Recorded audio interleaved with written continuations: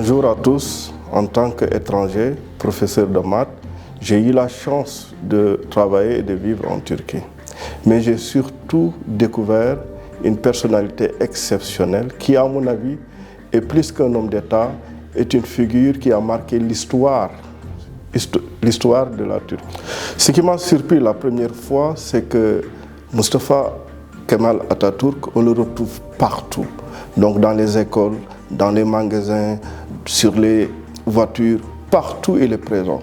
Et donc je me suis posé la question, pourquoi cette ferveur envers cet homme?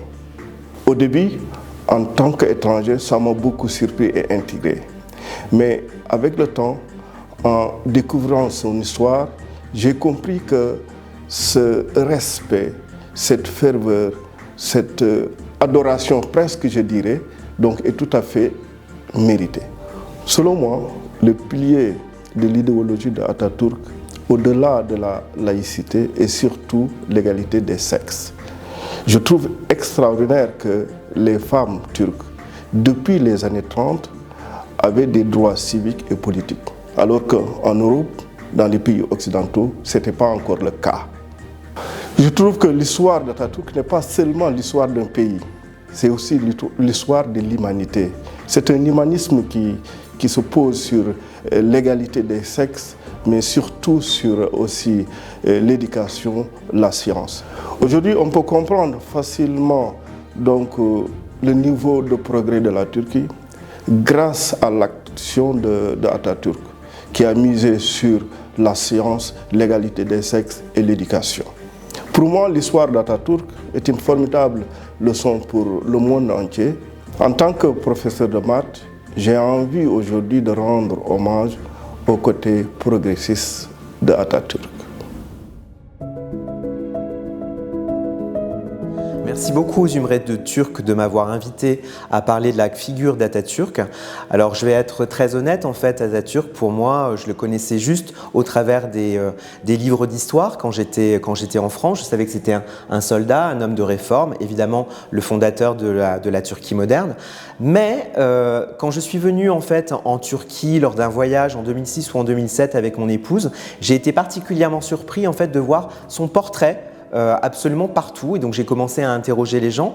Et puis après, quand je suis venu ici, j'ai compris, je me suis vraiment intéressé en fait à sa vie, à ce qu'il était, et j'ai compris en fait que c'était un véritable homme de réforme, et notamment avec cette réforme de 1928, avec la création en fait de cet alphabet, parce que c'est lui qui l'a créé.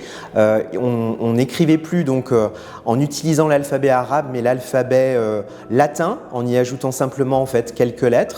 Et c'est grâce à lui, finalement, que des millions de petits Turcs ont pu accéder particulièrement à l'éducation. Il a réformé l'éducation, et je me souviens aussi de quelque chose qui m'a marqué, d'une campagne d'alphabétisation qu'il avait réalisée en Anatolie, où il était devant des villageois et où lui-même jouait le rôle de professeur. Je trouve que c'est un bon résumé, c'est notre Baş Öğretmen.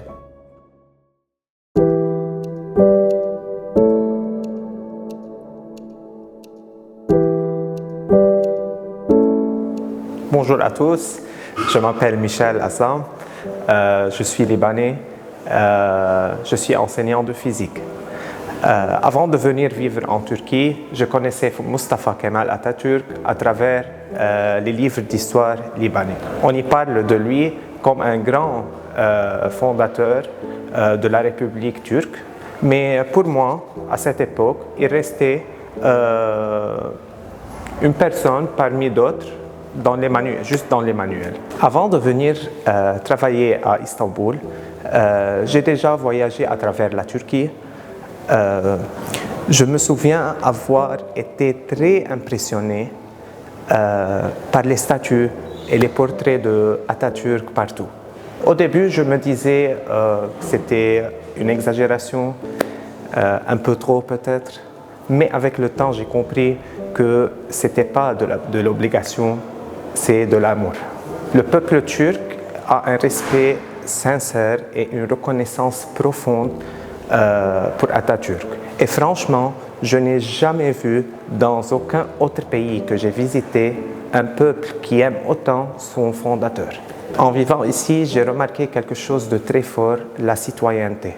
Et franchement, le peuple turc a une citoyenneté, un attachement, une appartenance à leur pays que je vois exceptionnelle. Et je pense sincèrement que c'est grâce à Atatürk, à la vision qu'il a donnée à travers l'éducation, la discipline et la confiance en soi. En tant qu'enseignant, je me sens très proche de cette idée. Atatürk a vraiment dit que l'éducation et la science sont les bases du progrès. Et moi, en enseignant la physique, j'essaye à ma manière de continuer cet esprit. Apprendre à analyser, à raisonner, à ne pas répéter, mais à réfléchir. Et pour moi, Atatürk n'est pas juste une figure historique. C'est un exemple de courage intellectuel et d'amour. Et vivre ici m'a permis de comprendre comment il continue d'inspirer, pas seulement les Turcs, même les étrangers comme moi.